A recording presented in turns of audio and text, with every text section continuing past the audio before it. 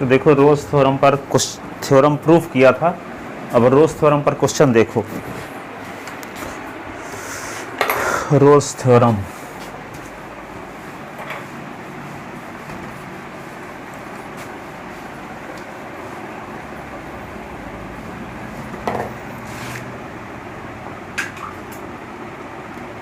Roles theorem कल ये बताया था कोई function F X closed interval A B में क्या हो, सतत हो, F X open interval A B में क्या हो, अवकलनीय हो, और एफ ए बराबर एफ बी हो, तो खुले अंतराल ए बी में एस बराबर सी एक ऐसा बिंदु मिलेगा उस बिंदु पर फलन के अवकलन का मान शून्य होगा। ये सिद्ध किए थे। क्या सिद्ध किए थे? एक फलन एफ एक्स बंद अंतराल ए बी में सतत हो, खुले अंतराल ए बी में अवकलनीय हो, एफ ए बराबर एफ बी हो, तो एस बराबर सी खुले अंतराल ए बी में एक ऐसा बिंदु मिलेगा जिस पर एफ डैश है उस बिंदु पर फलन के अवकलन का मान शून्य होगा। याद हुआ कथन क्या? एक फलन एफ एक्स बंद अंतराल ए बी में सतत हो, खुले अंतराल ए बी में अवकलनीय हो, एफ ए पर फलन का मान बी पर फलन के मान के बराबर हो, तो खुले अंतराल ए बी में एक बिंदु सी इस प्रकार से मिलेगा कि उस बिंदु पर फलन के अवकलन का मान शून्य होगा। उस बिंदु पर फलन के अवकलन का मान शून्य होगा। उस बिंदु पर फलन के अवकलन का मान शून्य होता है। ठीक है, वैसे हम सब भूमिका बना के ही आते हैं, जाते हो आगे भी क्लास पढ़ाना रहता है 7वीं तक, सबकी तैयारी करके आना पड़ता है ना। तो वे नहीं है कि वे एटीट्यूड से हम पढ़ा पाएंगे कि कोई बास है हमको फ़ोन लगाए, आप ये हमको पसंद नहीं है।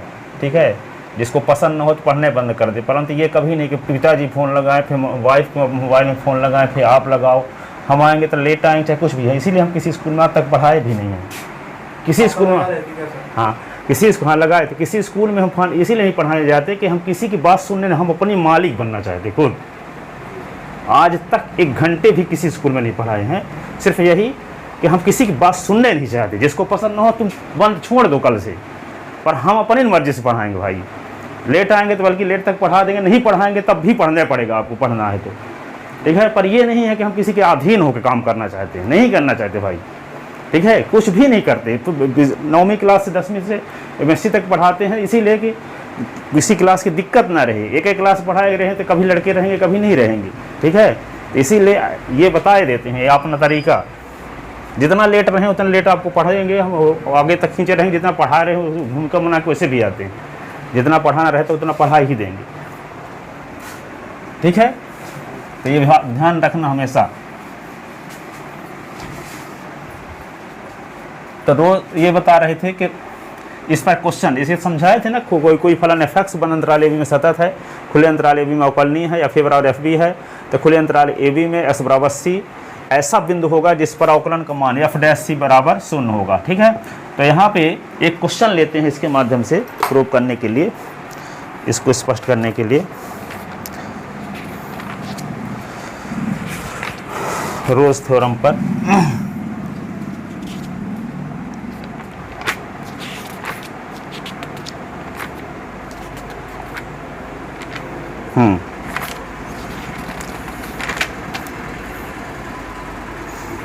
क्वेश्चन लिखो।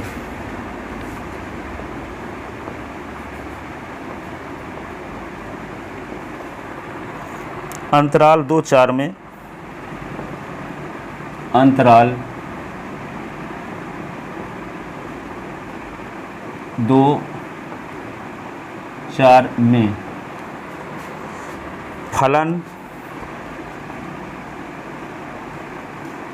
F X is equal to X square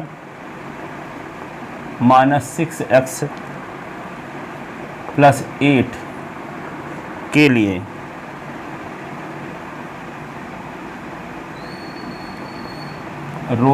रोले की प्रमेय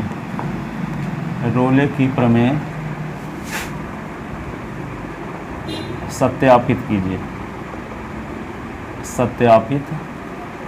कीजिए।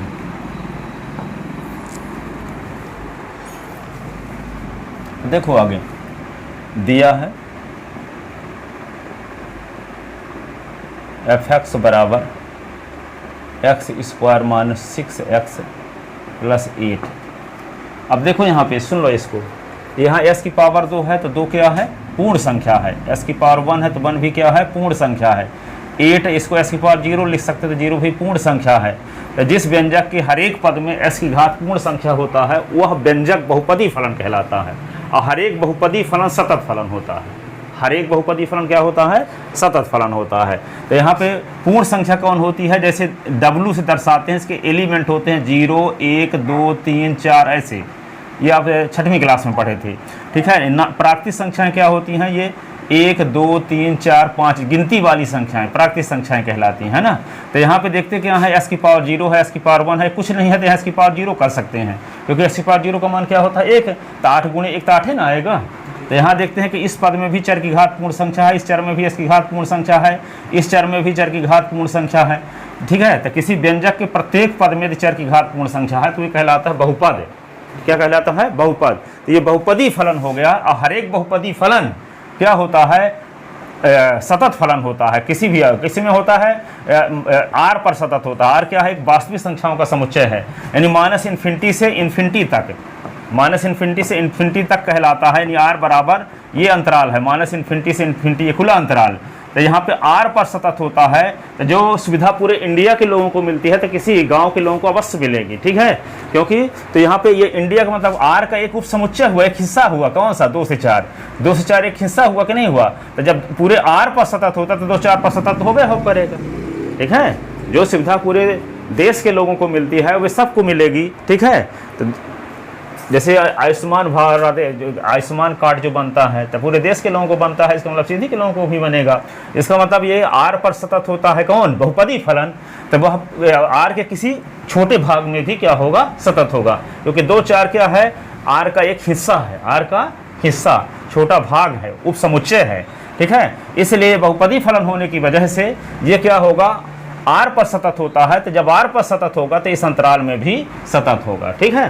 तो क्या लिख दोगे इसका रीजन, क्योंकि कोई फलन 3 का शर्तों का पालन करे, बंद अंतराल ab में सतत हो, खुले अंतराल ab में अवकलनीय हो, या फिर 2 बराबर या 4 हो, तब वह फलन, तब खुले अंतराल 2 4 में एक बिंदु ऐसा मिलेगा जिस बिंदु पर फलन के अवकलन का मान 0 आए। यदि ऐसा आ जाता है तब हम कहेंगे कि इस फलन के लिए रोल्स प्रमेय क्या है, सत्यापित है, ठीक है। तो इस 2 और 4 के बीच ऐसा बिंदु मिलना चाहिए, तो उस बिंदु को इस फलन के अवकलन में रख दें तो क्या आ जाए, आंसर 0 आ जाए, ठीक है। तब हम कह देंगे कि इसके लिए रोल्स प्रमेय सत्यापित है। लेकिन इस अंतराल के अंदर कोई बिंदु ऐसा नहीं मिलता जिस बिंदु पर फलन के अवकलन का मान 0 आए, तब हम कहेंगे कि इस फलन के लिए रोल्स प्रमेय सत्यापित नहीं है, ठीक है। तो सत्यापित होने के लिए जरूरी क्या है, 3 शर्तों का पालन होना चाहिए। पहली कि बंद अंतराल ab में सतत होना चाहिए, खुले अंतराल ab में अवकलनीय होना चाहिए, और या 2 बराबर या 4 होना चाहिए। 2 पर फलन का मान निकालें और 4 पर फलन का मान निकालें तो बराबर होना चाहिए, ठीक है। तब खुले अंतराल 2 4 में एक बिंदु x बराबर c का अस्तित्व इस प्रकार से होना चाहिए, f' बराबर क्या हो, 0, ठीक है। तो पहले हम ये दिखाएंगे कि तीनों शर्तों का पालन हो रहा है कि नहीं हो रहा है। तो यहाँ पे बहुपदी फलन होने की वजह से क्या लिखोगे, चूंकि fx एक बहुपदी फलन है, क्या है, बहुपदी फलन है, तथा प्रत्येक बहुपदी फलन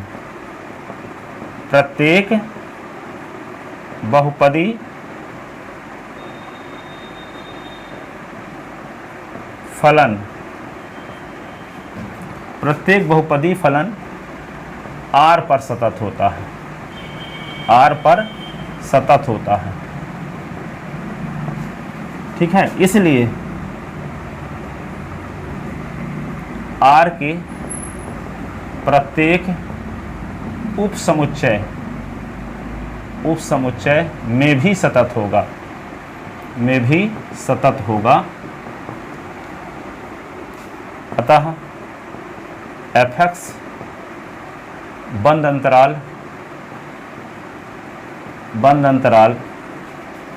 2 4 में सतत है, 2 4 में सतत है, ठीक है। दूसरा,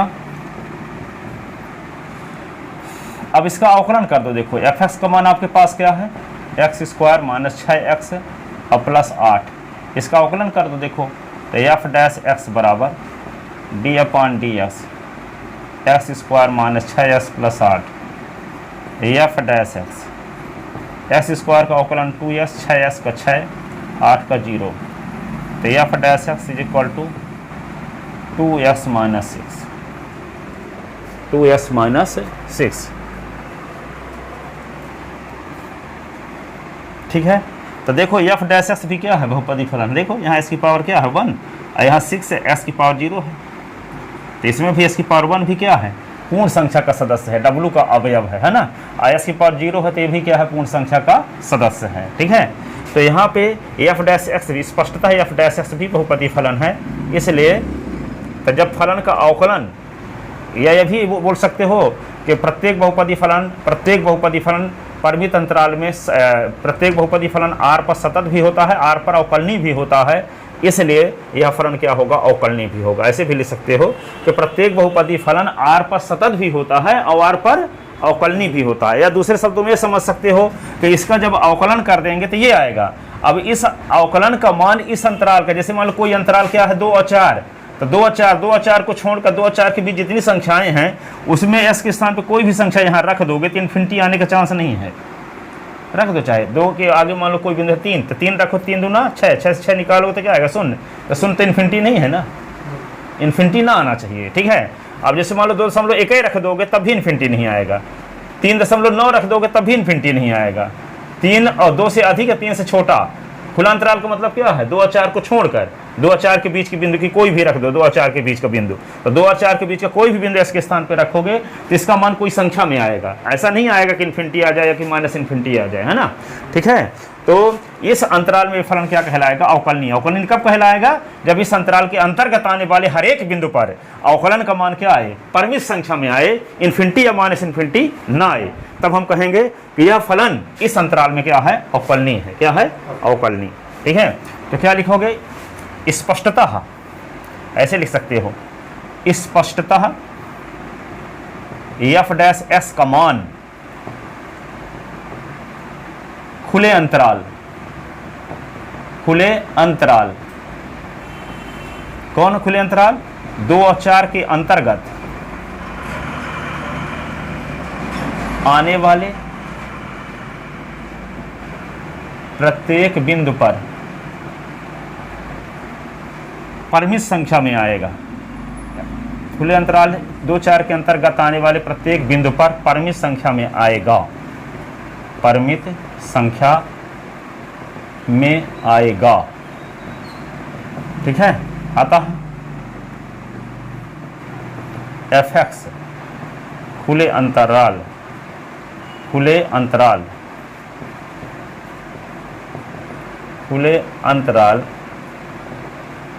2-4 में अवकलनीय है। ठीक है, तीसरा क्या है, F2, एफ एक्स बराबर क्या है, x square minus 6x plus 8, तो F2 इज इक्वल टू 2 का स्क्वायर 6 इंटू 2 प्लस 8, 4 6 दूना 12 प्लस 8, तो 12 माइनस 12 तो क्या आ गया 0। देखो अब s के स्थान पे क्या रख दें हम, 4 भी रख दें। देखो तो 4 का स्क्वायर 6 गुणे 4 प्लस 8, 4 चौक 16, 6 चौक को 24 और 8, तो यहाँ पे देखो 24 माइनस 24, तो यहाँ भी 0 आ गया। देखते हैं 2 रखते हैं तब भी 0 आ रहा है और 4 रखते हैं तब भी 0 आ रहा है। इसका मतलब क्या हुआ, F2 बराबर F4 आ रहा है कि नहीं आ रहा है, तीनों शर्तों का पालन हो रहा है। सतत भी है बंद अंतराल में, खुले अंतराल में अवकलनीय भी है, और F2 बराबर F4 भी है, F2 बराबर F4 भी है।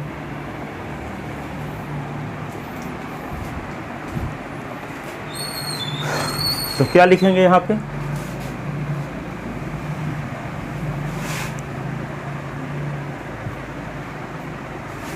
स्पष्टतः F2 बराबर क्या हुआ F4, दोनों का मान 0 आ रहा है कि नहीं। तो चूंकि फलन एफ एक्स अंतराल 2-4 में रोल्स प्रमेय की या रोले की प्रमेय या रोल्स प्रमेय, रोल्स थ्योरम या रोले प्रमेय कि तीनों शर्तों का पालन, तीनों शर्तों का पालन करता है। चूक फलन f(x) अंतराल 2-4 में रोल्स थ्योरम के तीनों शर्तों का पालन करता है, तीनों शर्तों का पालन करता है। इसलिए खुले अंतराल 2-4 में कम से कम एक बिंदु x बराबर c का अस्तित्व,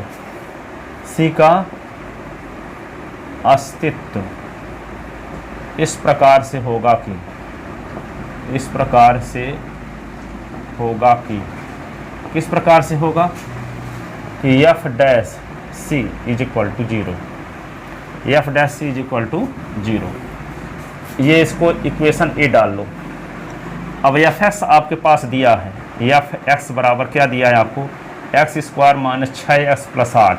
अब इसका अवकलन कर दिए तो f डैश x क्या होगा, d upon D S X square, d upon D X 6x और d अपान डी एस 8। इसका अवकलन कर देते हैं सबका, है ना। अब क्या होगा f डैश x, तो x स्क्वायर का अवकलन 2x, 6 इंटू एस का अवकलन 1, 8 का अवकलन 0, 8 का अवकलन 0। तो f dash x is equal to होगा 2s माइनस 6। अब f डैश s में s बराबर c रखो, put s is equal to c, तो क्या होगा f डैश c, तो होगा 2c माइनस 6। ठीक है, ये समीकरण नंबर बी। अब समीकरण ए में देखो, f dash c left hand side में है तो यहाँ भी f डैश c यहाँ है, तो दोनों का लेफ्ट हैंड साइड सेम है कि नहीं है। तो यहाँ f डैश c इसके बाएं पक्ष में है, यहाँ भी f डैश c बाएं पक्ष में है, तो दोनों का बायां पक्ष बराबर है, तो दायां पक्ष भी क्या होना चाहिए, बराबर। तो समीकरण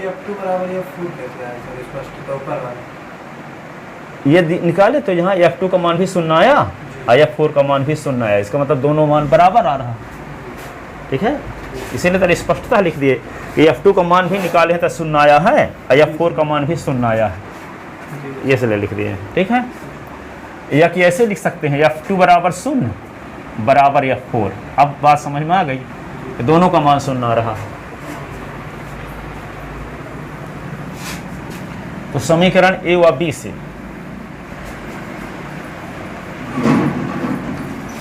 समीकरण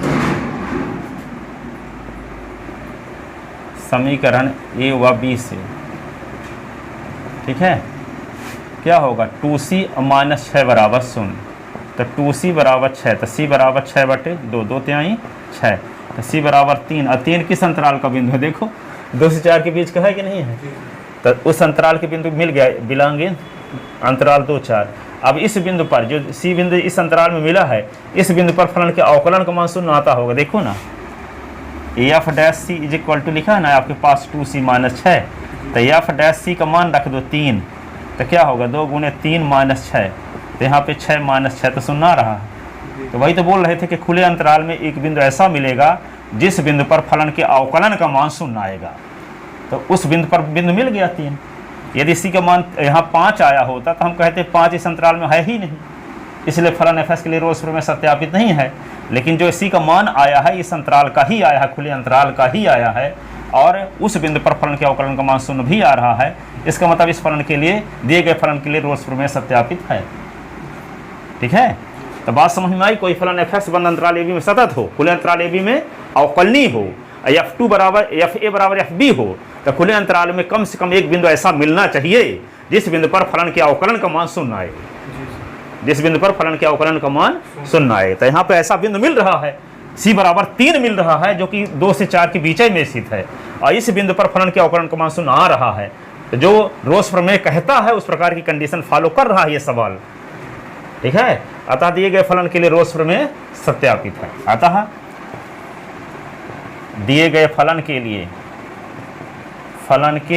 लिए रोल्स प्रमेय, रोल्स थ्योरम थ्योरम सत्यापित है। रोल्स प्रमेय क्या है? सत्यापित है। दिए गए फलन के लिए रोल्स प्रमेय सत्यापित है।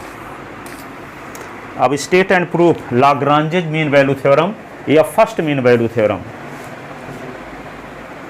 फर्स्ट मीन वैल्यू थ्योरम का कथन लिखिए और सिद्ध कीजिए।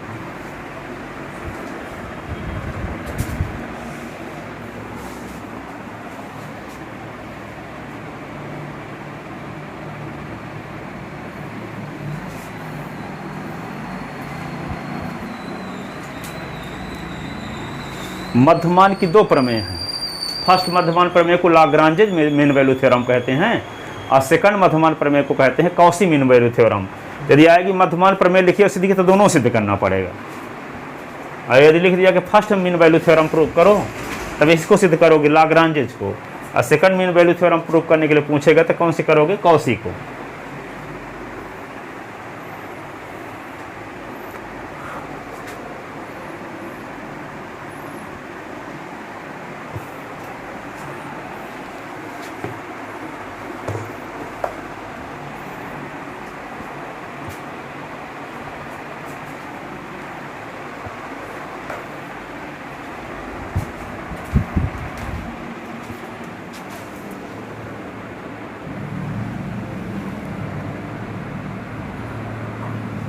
State and proof Lagrange's mean value theorem. Lagrange's mean value theorem का अलग बना दे।